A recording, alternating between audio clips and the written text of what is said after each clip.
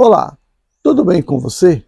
Que bom estarmos juntos para darmos sequência ao nosso estudo do livro A Gênese.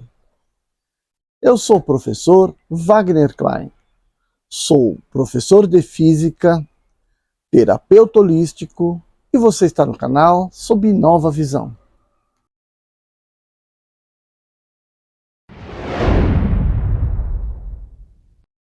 Bem, dando sequência à uranografia geral, que é o capítulo 6, nós vamos para o item A Matéria. À primeira vista, nada parece tão profundamente variado, tão essencialmente distinto do que essas diversas substâncias que compõem o mundo. Entre os objetos que a arte ou a natureza fazem diariamente passar sob o nosso olhar, existem dois que acusem uma identidade perfeita ou somente uma igualdade de composição. Quanta dessemelhança sob o ponto de vista da solidez, da compressibilidade, do peso e das múltiplas propriedades dos corpos. Entre o gás atmosférico e o fio de ouro, por exemplo. Entre a molécula aquosa da nuvem e a do mineral que forma o arcabouço ósseo do globo. Quanta diversidade entre o tecido químico das plantas variadas que adornam o reino vegetal e dos representantes não menos numerosos da animalidade sobre a Terra. Entretanto, podemos colocar como princípio absoluto que todas as substâncias conhecidas e desconhecidas, por mais dessemelhantes que pareçam, sejam sob o ponto de vista uma constituição e tenham ponto de vista da sua constituição íntima, seja sob o aspecto da sua ação recíproca, não são, de fato, mais do que modos diversos sob os quais a matéria se apresenta, senão variedades nas quais se transforma sob a direção das forças inumeráveis que a governam. Item 4. Então, tudo aquilo que eu falei foi item 3, né? Dentro desse item a matéria, né? Parágrafo 3, agora parágrafo 4. A química cujos progressos foram tão rápidos depois da minha época, em que os próprios adeptos a relegam ainda no domínio secreto da magia, em nova ciência, essa nova ciência que se pode, a justo título, considerar como filha do século observador e baseada unicamente, de maneira bem mais sólida do que as suas irmãs velhas, sobre o método experimental. A química, digo eu, fez reparos nos 4 elementos primitivos que os antigos tinham concordado em reconhecer na natureza. Mostrou que o elemento terrestre não é senão a combinação de substâncias diversas, variadas ao infinito, que o ar e a água são igualmente decomponíveis e o produto de um certo número de equivalentes de gases, que o fogo, longe de ser ele também um elemento principal, não é senão um estado da matéria, resultante de movimento universal ao qual está submetida e de uma combustão sensível ou latente. Em compensação, encontrou um número considerável de princípios até então desconhecidos, que lhe pareceu formar, por suas combinações determinadas, as diversas substâncias, os diversos corpos, que ela estudou e que, simultaneamente, segundo certas leis e certas proporções nos trabalhos operados no grande laboratório da natureza, esses princípios foram denominados corpos simples, indicando de tal modo que os considera como primitivos e indecomponíveis, e que nenhuma operação até esse dia poderia reduzi-los em partes relativamente mais simples do que eles mesmos. 5. Mas aí onde se detém as apreciações dos homens, com a ajuda mesmo dos seus mais impressionáveis sentidos artificiais, a obra da natureza continua, onde o vulgo toma a aparência pela realidade, onde o prático ergue o véu e distingue o começo das coisas, O olhar daquele que pode apreender o modo de ação da natureza não vê nos materiais constitutivos do mundo senão a matéria cósmica primitiva, simples e una, diversificada em certas regiões na época do seu nascimento, partilhada em corpos solidários durante a sua vida, materiais desmembrados um dia no receptáculo da imensidade pela sua decomposição.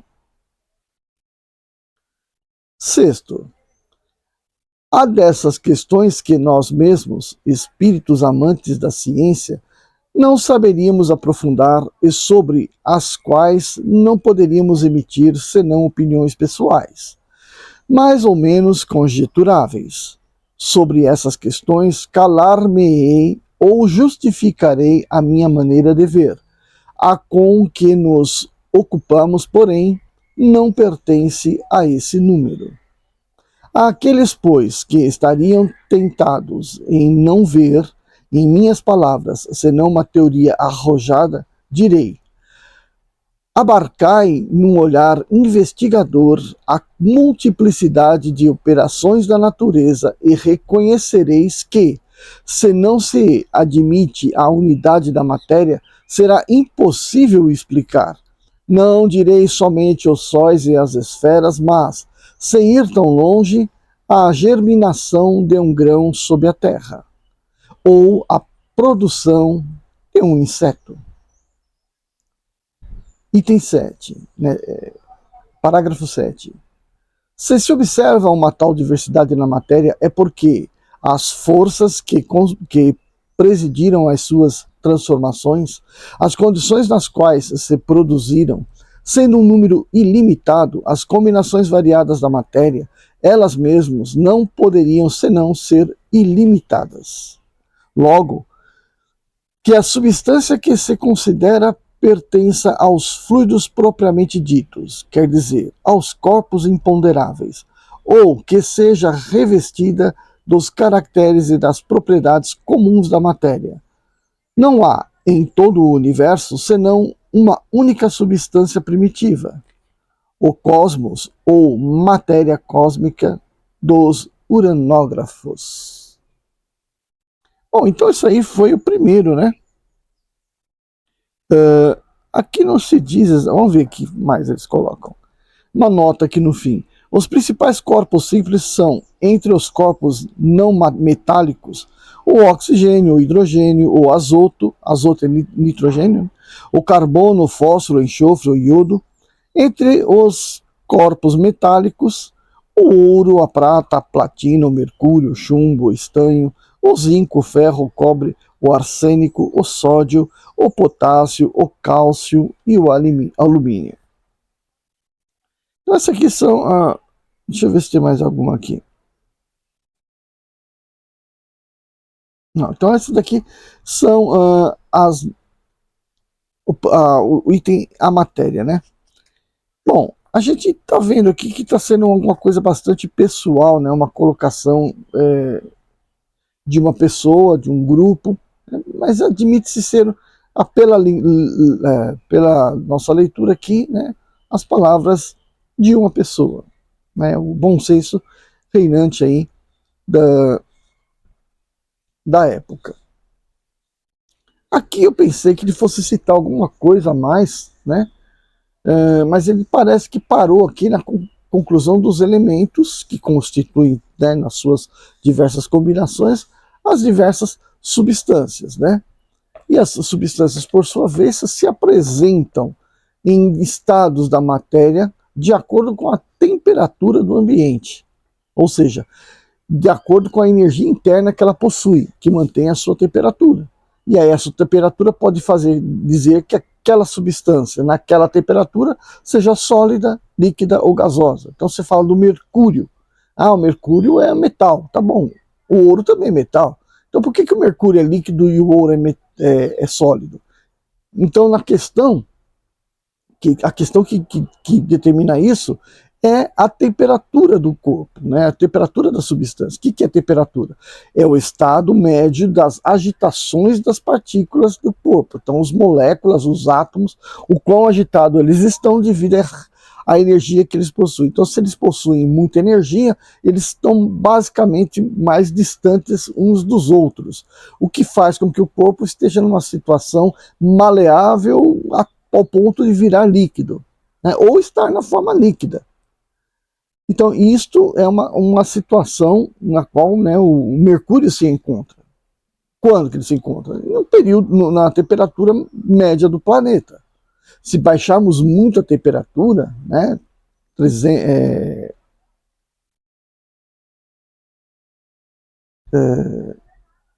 30, 40, 39 graus abaixo de zero, o que vai acontecer com o Mercúrio? Ele vai ficar sólido. E aí, portanto, ele já não está naquela forma natural que a gente conhece ele, que é né, se você derruba o mercúrio e forma aquelas bolinhas líquidas no chão. Não vai se encontrar mais naquele estado. Da mesma forma que tanto o ouro quanto o mercúrio, se estivéssemos numa temperatura extremamente alta, como por exemplo dentro do planeta, estaria tudo vaporizando, né? Líquido, né? Extremamente, o ouro extremamente liquefeito, mas já no estado de vaporização. Então, a gente tem não só a estrutura, né, dos elementos que combinados formam as moléculas, como também, né, a dependência com a temperatura do meio. Isso vai dar todas as estruturas que a gente conhece. Lembrando que determinados materiais são mais ou menos eletronegativos, ou seja, trocam com mais facilidade elétrons. E nessa situação, o que acontece? Ele cria compostos iônicos. Ou pela necessidade de manter na sua última camada uma quantidade determinada de elétrons, né, 8 elétrons, o que acontece com os átomos? Eles formam gases, formam ligações covalentes. Né? Então, essas são, e os metais, né, que por conta de que tem uma fluidez grande de elétrons nas suas camadas mais externas, eles conseguem se aproximar e vão se juntando porque eles vão fazendo com que os elétrons fiquem passeando sobre um sobre o outro, formando uma ligação metálica. Então a gente tem as ligações, tem as condições de temperatura, tem as múltiplas combinações de elétrons e ainda tem a forma estrutural da molécula. Né? A molécula numa forma, por exemplo, se pegar o carbono totalmente linear, né? Formando ligações que vão produzindo camadas lineares umas sobre as outras, está formando um grafite. Mas se esse carbono se arranja na forma de uma piramidezinha, né, triangular, o que acontece? Você está na forma do diamante. E essa estrutura tem uma durabilidade muito maior do que a do grafite. Então, além de tudo isso, tem como se arranja no espaço esses átomos para formar os vários tipos de materiais. E isso se dá pela pressão. Né? O que é pressão? É a quantidade de força imprimida sobre determinada área. Então isso vai ser a pressão sobre aquele corpo. E aí, portanto, a gente vai ter aí, que nem, por exemplo, em Saturno não, em Mimas, Encélados, em Titã, poxa vida. Bom, acho que Reia é uma dos satélites de... Eu acho que é Titã, que é um dos satélites, ou Reia, um dos satélites de Saturno, desceu lá a sonda e viu que ali tinha uma hidrologia, né, uma hidrografia bastante semelhante à da Terra, com chuva, rio, lagos, né? Então, conforme e nuvens, né, conforme a sonda foi descendo na atmosfera, ela foi percebendo isso e chegou lá no solo, viu rios, lagos. Poxa, como é que pode, né? Lá tão longe essa situação. Mas logo o pessoal da NASA ficou tudo contente. Descobrimos lá um satélite que é igual à Terra, dá para a gente ir para lá porque tem água. Mas na verdade, logo em seguida já veio a detecção do que era aquilo. Não era água, era o metano, que aqui na Terra é totalmente gasoso, né, o gás dos pântanos. Lá no satélite de Saturno, pela temperatura extremamente baixa, ele é totalmente líquido. E formando a mesma coisa que a água faz aqui na Terra, formando nuvem, chovendo, né? Então é um negócio bastante, uma hidrologia com uma dinâmica bastante interessante. Bom, tem muita coisa que a gente poderia estar discutindo aqui, mas ele não deu muitas brechas, né? Então, se você gostou desse vídeo, dá um like, dá o seu, né, chega lá e pá, dá o seu like. Ah, não gostei, pô, isso parece aula de escola. Então, deixa seu like do mesmo jeito. Se você não está inscrito, vai ali e se inscreve no canal, certo? O próximo vídeo talvez seja até mais interessante. Nós vamos falar sobre as leis e as forças, ok? Espero você lá. Tchau, tchau. E por somente alegria, sei, sei,